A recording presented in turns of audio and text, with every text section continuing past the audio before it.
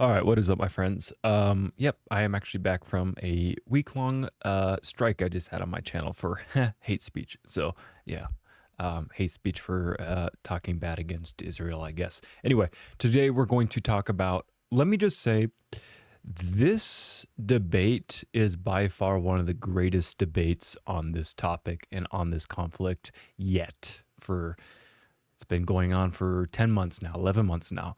By far. Uh, Mehdi Hasan is one of the best, not only debaters, but public speakers and knows so much about not only the region, about this conflict, about of course, we're going to hear from this Levy guy. All he can do in his opening topics or opening statements is talk about October 7th. That's all he's going to do. But Mehdi's going to bring back some actual historical facts that are relevant in this conflict. And all this Levy guy can do is go to October 7th. That's the only thing he can bring up. So I'm going to make a couple videos of this debate. I don't want to make this a hour and a half long debate. So let's watch the opening statements and watch Mehdi absolutely destroy in the opening statements, absolutely destroy Levy. So let's watch this. Ilan, you are up first. Your answer to the question is yes. The floor is yours. Please tell us why. On October 7th, Hamas perpetrated an act of genocide against the people of Israel. Its death squads invaded with a clear mission: to massacre as many people as they could, as sadistically as they could, and to take survivors as hostages. Hamas had a strategy to lure Israel into an urban war and generate enough suffering that the world would pressure Israel to leave Hamas alone to do it again and again. Hamas slaughtered 1,200 people on that day at a music festival and in their beds. They cremated little children alive. They perpetrated barbaric acts of sexual violence. They beheaded, tortured, and mutilated their victims alive and dead, and they did it with glee. And then they took over 250 hostages, including little children, paraded them through the streets of Gaza to jeering crowds, hid them in tunnels and homes where they are being starved and tortured and raped and executed.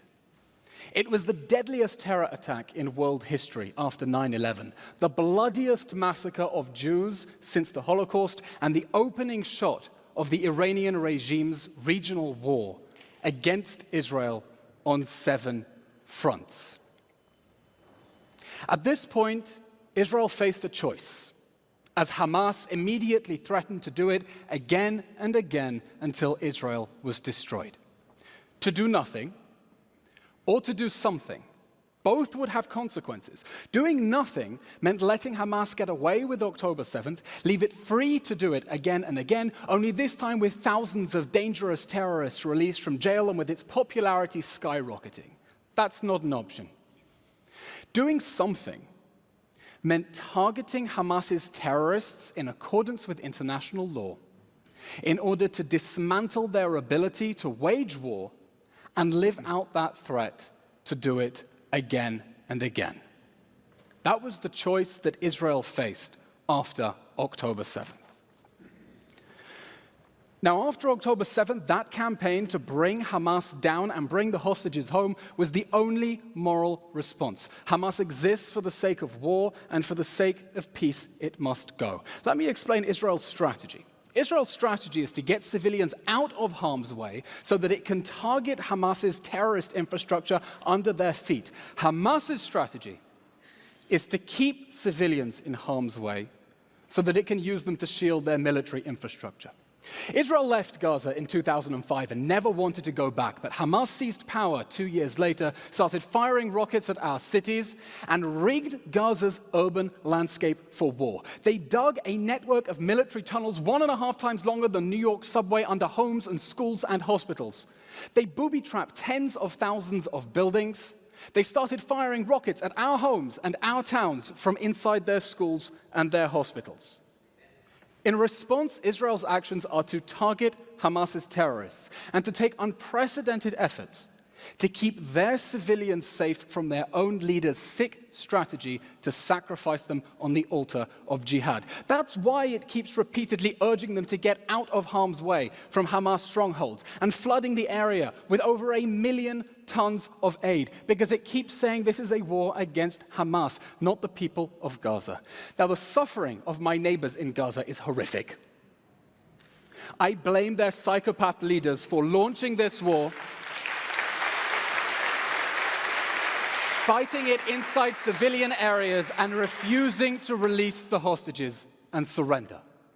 Now, tonight's debate is about whether Israel's actions in the war in Gaza are justified, in a context in which I hope we can all agree none of the enemy's actions are justified. Because we are fighting a jihadist army that has as much respect for humanity and law as Mehdi Hasan has for the truth. Mehdi may say, I condemn Hamas's acts on October 7th, but he will not condemn its strategy because he is part of its strategy. Hamas is counting on its defense attorney to shield it from the consequences of the war that it started and deflect blame onto Israel so it can do October 7th again, maybe because they share a goal that Israel shouldn't exist. Mehdi Hasan will say tonight that October 7th does not justify Israel's actions in this horrible war. My question then is this. Ilan, I'm sorry, your time is up.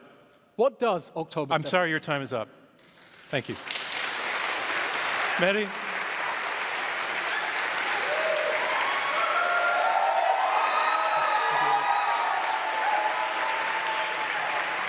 Ilan, in already calling your opponent a liar, you have already crossed one of the lines of the culture that we try to establish here. I wish you hadn't. You don't. I don't mind. It's fine. It's fine. It's fine. I can do that. You don't need to do that to make your case. Please. Mehdi Hasan, you are answering no in answer to the question. Were Israel's actions in the Gaza war justified? All right, so, ladies and gentlemen, the question, were they justified? Were the actions justified? And it would be great if you didn't feel the need to respond to the personal attack, because it'll waste We'll time. decide when we get there, John. Were they justified? No, obviously not. Of course not. October the 7th, I think we can all agree, was a crime, a war crime, right? We can all agree on that. And taking hostages is a war crime. And those hostages should be released. But to destroy an entire place, an entire people in response is never justified. Never justified. How are we still I don't understand how we're debating this more than 40,000 deaths later. I don't understand how we're still debating this sitting in the comfort of New York, 7,000 miles away from a place that the UN Secretary General has called hell on earth. Justified? Justified? Was Israel justified in carrying out one of the most intense civilian punishment campaigns in history, according to Dr. Robert Pape at the University of Chicago, dropping 500-pound bombs, 1,000-pound bombs, 2,000-pound bombs on schools, hospitals, universities, bookstores, libraries, mosques, churches, refugee camps, apartment buildings, cemeteries, destroying a higher percentage of buildings in northern Gaza than the Allies destroyed in Dresden during World War II, reducing Gaza to 42 million tons of rubble while they got people out of the way? How is that justified? Dropping a bomb, for example, on a 6-story apartment building in central Gaza last October, killing more than 100 people inside, including more than 50 children, with no Hamas target in sight, according to Human Rights Watch, with no explanation offered by the Israeli military.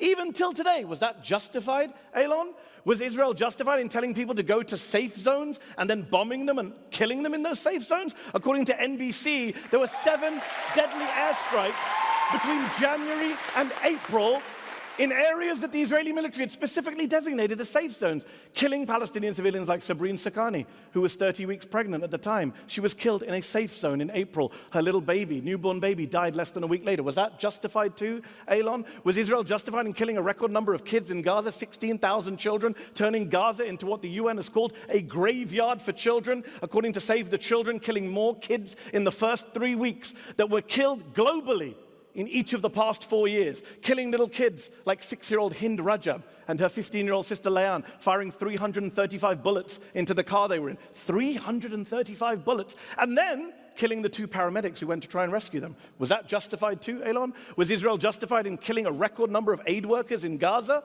Right? A record number. Targeting again and again, systematically, car by car, according to Chef Jose Andres, a specifically, explicitly marked World Central Kitchen aid convoy killing 7 aid workers in the process. Was that justified? Was Israel justified in starving the people of Gaza, using food and water as a weapon of war, to quote both the EU and Oxfam? Was Israel justified in blocking aid trucks from going into Gaza simply because they carry things like crutches, nail clippers, and even chocolate croissants, according to the Washington Post? Was Israel justified in raping, sodomizing Palestinian detainees who were charged with no crimes whatsoever?